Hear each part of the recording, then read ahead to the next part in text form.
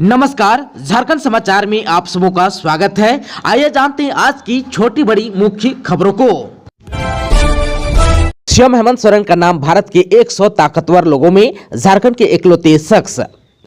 झारखंड के मुख्यमंत्री हेमंत सोरेन भारत के 100 ताकतवर लोगों में शामिल है। इंडियन एक्सप्रेस ने भारत के 100 शक्तिशाली लोगों की सूची जारी की है, जिसमें हेमंत सोरेन 64वें स्थान पर है। पहले स्थान पर पीएम नरेंद्र मोदी है। इस सूची में श्री सोरेन का नाम अमिताभ बच्चन, दीपिका पादुकोण, रणबीर कपूर से पहले है। इस सूची में वह झारखंड के इकलौते शख्स हैं। इंडियन एक्सप्रेस ने इसके पीछे की वजह बताई है कि हेमंत सोरेन एक ऐसे राज्य में सफलतापूर्वक एक गठबंधन सरकार चला रहा है, जहां राजनीतिक स्थितियां अक्सर बदलती रहती है। वह पिता शिबू सोरेन के संरक्षण में बागडोर संभालने वाले एक ऐसे राजनेता हैं जो गुरुजी के पुत्र होने की छवि को छोड़ने में सक्षम हैं। उन्होंने कोरोना को कुशलता से प्रबंधित भी किया। खास बात तो यह है कि खनन पट्टा विवाद में फंसने के बाद भी सोरेन ने आदिवासियों, ओबीसी और दलितों तक पहुंचने के लिए सरकारी कार्यक्रमों का इस्तेमाल किया और उनकी सरकार ने एक विधेयक को भी मंजूरी दी जो 1932 के साथ एक स्थानीय को अधिवास के लिए कट ऑफ के रूप में परिभाषित करता है।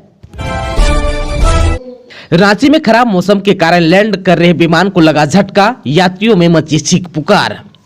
राजधानी रांची में शुक्रवार शाम अचानक मौसम खराब हो गया। इसके कारण दिल्ली से रांची आ रहे विस्तारा एयरवेज के विमान को बिरसा मुंडा एयरपोर्ट पर लैंडिंग में परेशानी हुई। जिस वक्त विमान रनवे पर लैंड करने वाला था, उसी वक्त आंधी और बारिश शुरू हो गई। इस कारण विमान रनवे पर नहीं उतर पाया। पायलट अपनी सूझबूझ से विमान को ऊपर ले गए। इस दौरान विमान में बैठे यात्रियों को जोर से झटका लगा। विमान में बैठे यात्रियों में चीख पुकार मच गई। सभी ईश्वर का नाम लेने लगे। इसके बाद पायलट विमान को भुवनेश्वर ले गए। मौसम सामान्य होने के बाद विमान भुवनेश्वर से रात 8:55 पर रांची आया। विमान से सुरक्षित उतरने के बाद यात्रियों ने राहत की सांस ली। विमान अपने निर्धारित समय से 1 घंटा 10 मिनट विलंब से आया। इसके रांची आने का समय 7:40 है। आज यानी कि शनिवार को भी बारिश के हैं आसार। 2 अप्रैल से मौसम रहेगा शुष्क। झारखंड के कई जिलों में शनिवार को भी बारिश होने की संभावना है। शुक्रवार को राजधानी रांची समेत कई जिलों में मेघ गर्जन के साथ बारिश हुई। मौसम विभाग ने शनिवार को यानी कि आज भी कहीं कहीं हल्के से मध्यम दर्जे की बारिश की संभावना जताई है। हवा की गति सामान्य से अधिक हो सकती है। वहीं कहीं कहीं ओलावृष्टि का भी अनुमान है। इसके बाद से 2 से 6 अप्रैल तक मौसम शुष्क रहने की उम्मीद है। हालांकि 5 अप्रैल को बादल छाया रह सकता है। आप सबको बता दूं कि राजधानी रांची समेत कई जिलों में शुक्रवार को देर शाम में गर्जन के साथ झमाझम बारिश हुई। इस दौरान तेज हवा चलने की भी बात कही गई। इसको देखते हुए मौसम विभाग ने येलो अलर्ट जारी किया। शुक्रवार की शाम रांची के अलावा चतरा, गढ़वा, गुमला, लोहरदगा, पलामू, सिमडेगा जिलों के कुछ भागों में मेघ गर्जन के साथ बारिश हुई। इस दौरान 40 से 50 किलोमीटर प्रति घंटे की रफ्तार से हवा भी चली। मौसम केंद्र ने इसको देखते हुए लोगों से सावधान और सतर्क रहने की अपील भी की थी। वहीं पेड़ के नीचे और बिजली के खंभों से दूर रहने की अपील की गई थी। स्थानीय और नियोजन नीति लागू करने की मांग को लेकर 1 अप्रैल को संथाल परगना बंद की घोषणा, प्रशासन है अलर्ट। खतियान आधारित स्थानीय और नियोजन नीति लागू करने समेत 6 सूत्रीय मांगों को लेकर 1 अप्रैल 2023 को संथाल परगना बंद रखने की घोषणा की गई है। आप सबको बता दूं कि दवा दुकानों को छोड़कर सभी संस्थान, बाजार और अन्य दुकानें आज बंद रखने की अपील की गई है। संथाल परगना बंद का समर्थन भी मिलने लगा है। रांची में मूलवासी सदान मोर्चा ने इस बंद का समर्थन किया है। इस मोर्चा के अध्यक्ष राजेंद्र प्रसाद ने कहा कि पहले नियोजन नीति बने, उसके बाद ही कोई नियुक्ति हो। इधर जो है साहिबगंज में छात्र नेता मनोहर टुडू ने कहा कि सरकार की नियोजन नीति 60-40 का सभी छात्र पुरजोर विरोध कर रहे हैं। बंदी को सफल बनाने को लेकर छात्रों के बीच विचार विमर्श भी हुआ। इसमें खतियान आधारित स्थानीय और नियोजन नीति को लागू करने, 40 और 60 नियोजन नीति का विरोध, तृतीय और चतुर्थ वर्गीय नौकरी में 90% झारखंड वासियों के लिए सुरक्षित करने समेत 6 सूत्री मांगे शामिल है। पूर्वी सिंहभूम के हल्दीपोखर में रामनवमी जुलूस के दौरान हंगामा, पथराव से मुखिया और सीओ समेत आधा दर्जन लोग घायल। पूर्वी सिंहभूम जिला अंतर्गत कोवाली थाना क्षेत्र के अति संवेदनशील हल्दीपोखर में रामनवमी जुलूस के दौरान झंडा को आगे बढ़ने से रोकने के दौरान झंडे के आगे का हिस्सा टूट जाने से जमकर हंगामा हुआ। इसके बाद पथराव किया गया। इस पथराव से हल्दीपोखर पूर्वी पंचायत के मुखिया, हल्दीपोखर पश्चिमी के पूर्व मुखिया और पोटका सीओ सहित आधा दर्जन लोग घायल हो गए। इस मामले के विरोध में शनिवार को यानी कि आज हल्दीपोखर बंद का ऐलान किया है। आप सबको बता दो कि घटना के संबंध में मिली जानकारी के अनुसार निर्धारित कार्यक्रम और रूट के तहत ही विजय बजरंग अखाड़ा हल्दीपोखर द्वारा शाम 4 बजे बजरंगबली मंदिर से हजारों की भीड़ के बीच झंडा विसर्जन जुलूस निकाला गया। यह जुलूस मुख्य पथ चावल बाजार, दुर्गा मंदिर, कीर्तनपाड़ा होते हुए तय रूट रंकिनी मंदिर, हल्दी पोखर पूर्वी एवं पश्चिमी पंचायत के बॉर्डर तक करतब दिखाते हुए पहुंचा। निर्धारित स्थान पर झंडा खड़ा करने के दौरान झंडा को आगे बढ़ने से रोका गया। इस दौरान झंडे के अगले भाग को पकड़ने और पीछे से दबाव देने से 30 फीट लंबा रामनवमी झंडा को अगला 3-4 फीट हिस्सा टूट गया। इसके टूटते ही लोगों का विरोध करते हुए हंगामा शुरू कर दिया। लोग प्रशासन से झंडा टूटने का विरोध कर रहे थे। इसी बीच पश्चिमी भाग और रंकिनी मंदिर के पीछे से दूसरे पक्ष द्वारा पथराव शुरू कर दिया। इस पथराव से हल्दी पोखर पूर्वी पंचायत की मुखिया देवी कुमारी भूमिज के चेहरे एवं बाई आंख में गंभीर चोट लगी। इसके बाद इलाका रण क्षेत्र में तब्दील हो गया। दोनों ओर से पथराव होने लगा। इस पथराव में सीओ इम्तियाज अहमद, पूर्व मुखिया सैयद जबीउल्लाह सेठ के हवलदार नंदलाल हजारा एवं संदेश राम को चोट लगी। गंभीर रूप से घायल हल्दी पोखर पूर्वी पंचायत की मुखिया देवी कुमारी भूमिज को स्थानीय नर्सिंग होम में इलाज के लिए भर्ती किया गया, जहाँ उनके चेहरे पर 3 टांके लगे। बाबूलाल मरांडी का स्वास्थ्य मंत्री बन्ना गुप्ता पर निशाना, कहा भ्रष्टाचार पर पर्दा डालने की हो रही है कोशिश। दवा खरीद घोटाले से संबंधित मामले में भाजपा विधायक दल के नेता बाबूलाल मरांडी ने ट्वीट कर कहा कि लोकतंत्र के मंदिर में झूठ बोलकर अपनी नाकामियों को छिपाने वाले स्वर्ण सरकार के मंत्री भ्रष्टाचार पर पर्दा डालने की नाकाम कोशिश कर रहे हैं। L1 कंपनी को दरकिनार कर ऊंचे दामों में दवाइयां खरीदने वाले स्वास्थ्य मंत्री विधानसभा में झूठ बोलते हुए कहा कि केंद्र सरकार के रसायन एवं उर्वरक मंत्रालय के निर्देशानुसार राज्य सरकार सरकारी कंपनियों से दवाई लेने के लिए बाध्यकारी है, जबकि यह दावा बिल्कुल ही झूठ है। रसायन एवं उर्वरक मंत्रालय ने पत्र जारी कर 31 मार्च 2014 को ही स्पष्ट किया है कि राज्य सरकारें सरकारी संस्थानों से दवा खरीदने के लिए बाध्यकारी नहीं है। अब सरकार की सुपर फ्लॉप मंत्री को बताना चाहिए कि 60 करोड़ से ऊपर की दवाइयों की इस मनमाने खरीद पर कितना कमीशन मिला है। राज्य की जनता इस भ्रष्ट सरकार को लूट की छूट नहीं देगी। इनके भ्रष्टाचार और कमीशन के खेल के चक्कर में स्वास्थ्य विभाग ही खुद बीमार हो चुका है। पूर्व सीएम रघुवर दास बोले, भगवान बिरसा की धरती को इस्लामिक राज्य बनाने की दिशा में ले जा रही है हेमंत सरकार। राज्य के पूर्व मुख्यमंत्री सह भारतीय जनता पार्टी के राष्ट्रीय उपाध्यक्ष रघुवर दास ने दैनिक जागरण से बातचीत करते हुए राज्य सरकार पर जमकर भड़ास निकाली।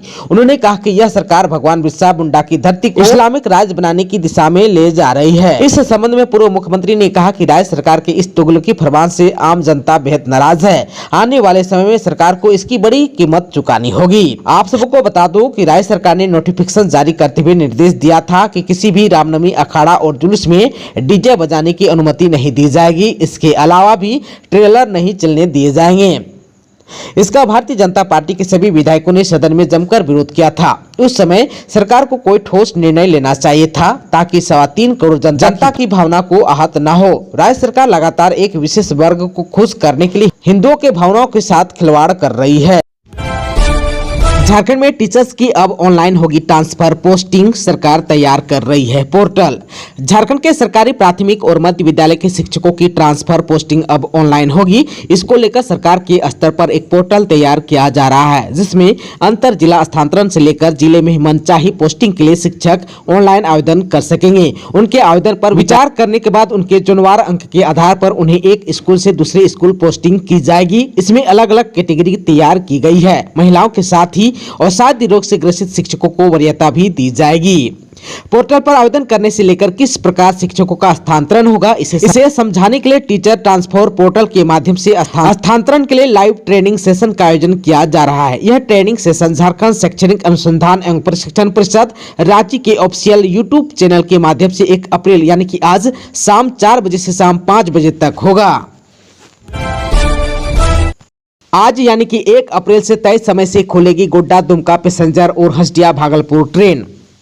गोड्डा रेलवे स्टेशन से तय समय पर दुमका पैसेंजर ट्रेन को आज यानी कि शनिवार से खोला जाएगा। इस ट्रेन को कुछ दिनों के लिए कैंसिल कर दिया गया था। दुमका हसदिया मार्ग पर मोहनपुर से रेलवे पटरी को जोड़ने का काम किया जा रहा था। इसे लेकर नन इंटरलॉकिंग का काम किया जा रहा था। इसी वजह से गोड्डा दुमका पैसेंजर सहित हसदिया भागलपुर और भागलपुर हसदिया तक 3 ट्रेनों का परिचालन 31 मार्च तक रद्द कर दिया गया था। इसके साथ ही गोड्डा रेलवे स्टेशन से 12:40 तथा 12:45 में खोलने वाली सभी ट्रेनों के निर्धारित समय की बजाय दूसरे समय में खोले जाने का निर्देश दिया गया था। जमशेदपुर में कोरोना के संक्रमित एक और मरीज। झारखंड में कोरोना और इन्फ्लुएंजा का बढ़ रहा है खतरा।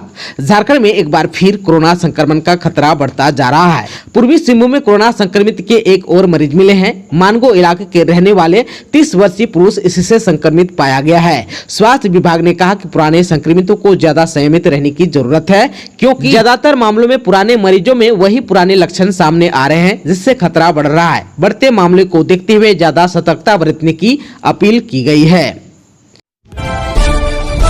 भाकपा माओवादी ने लूटी विस्फोटक सामग्री। रामनवमी में व्यस्त रही पुलिस। गांव के विस्फोटक गोदाम से बारूद लूट ले गए नक्सली।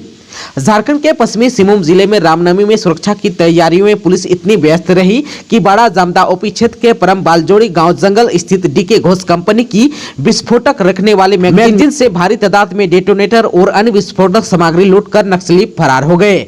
गुरुवार की मध्य रात्रि लगभग 12 से 1 बजे के बीच भाकपा माओवादी ने धावा बोलकर भारी तादाद में डेटोनेटर और अन्य विस्फोटक सामग्री लूट ली है। आप सबको बता दूं कि नक्सली जिस बारूद का बड़ा भंडार को लूटने आए थे, उसमें वह सफल नहीं हो पाए हैं। आप सबको बता दूं कि कंपनी ने विस्फोटक से संबंधित बारूद का बड़ा जखीरा वहां नहीं रखा था।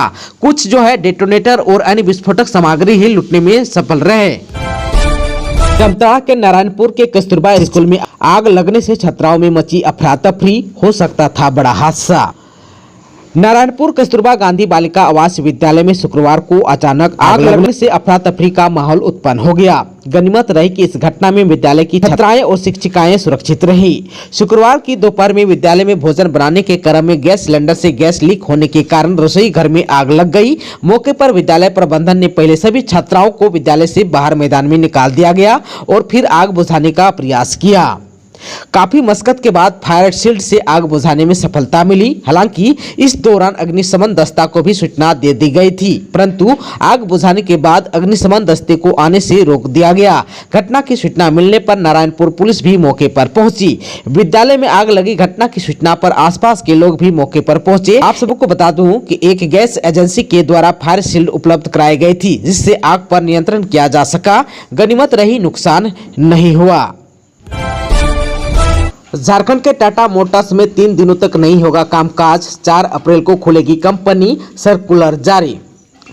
टाटा मोटर्स जमशेदपुर प्लांट में 3 दिन कामकाज नहीं होगा। प्लांट में वाहनों का उत्पादन नहीं होगा। कंपनी 4 दिन बाद यानी कि 4 अप्रैल यानी कि मंगलवार को खुलेगी। इस संबंध में टाटा मोटर्स के प्लांट हेड रविंद्र कुलकर्णी के आदेश से शुक्रवार को सर्कुलर जारी किया गया है। सबको बता दो कि 5 मार्च रविवार को काम करने के बदले कर्मचारियों को शनिवार यानी कि 1 अप्रैल को अवकाश दिया गया है। 2 अप्रैल रविवार होने से कर्मचारियों का साप्ताहिक अवकाश रहेगा।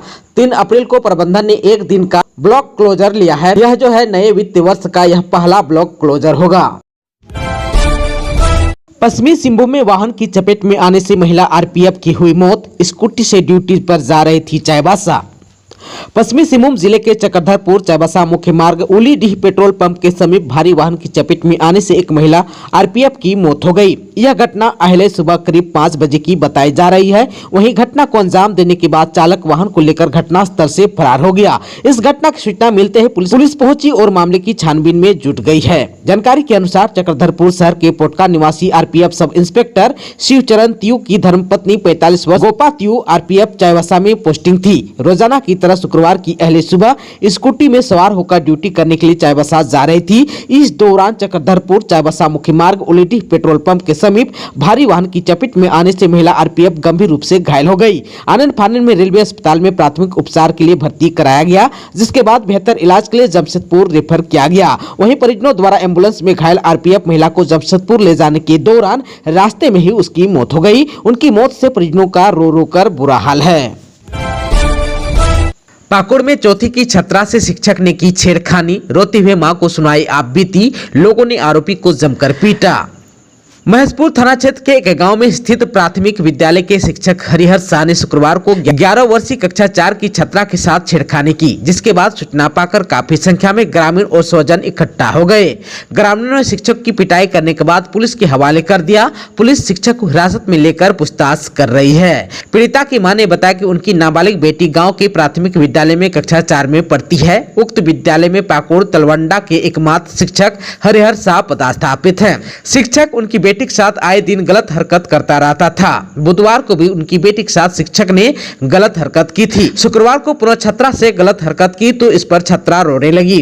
एमडीएम के समय छात्रा रोती हुई घर पहुंची और स्वजनों को सारी बात बताई। मां विद्यालय पहुंचकर शिक्षक से घटना के बारे में पूछताछ की, परंतु शिक्षक ने गोल मटोल जवाब दिया। इससे शिक्षक के ऊपर संदेह होने लगा। छात्रा की मां ने विद्यालय प्रबंधन समिति के अध्यक्ष राम हांसदा से शिकायत की। राम हांसदा ग्राम प्रधान जोसेफ टुडू के साथ विद्यालय पहुंचकर शिक्षक से पूछताछ की। शिक्षक ने अध्यक्ष और ग्राम प्रधान से कहा कि उससे गलती हो गई, अब दोबारा ऐसा नहीं होगा। इसके बाद ग्रामीण आक्रोशित हो गए और जमकर धुनाई करते हुए शिक्षक को पुलिस के हवाले कर दिया। दोस्तों, अभी तक आपने चैनल को सब्सक्राइब नहीं किया है तो प्लीज चैनल को सब्सक्राइब कर बेल आइकन को प्रेस कर दीजिएगा ताकि खबरों का अपडेट आपको मिलता रहेगा। इसके साथ ही आज के खबरों में बस इतना ही। हमें दीजिए इजाजत। नमस्कार।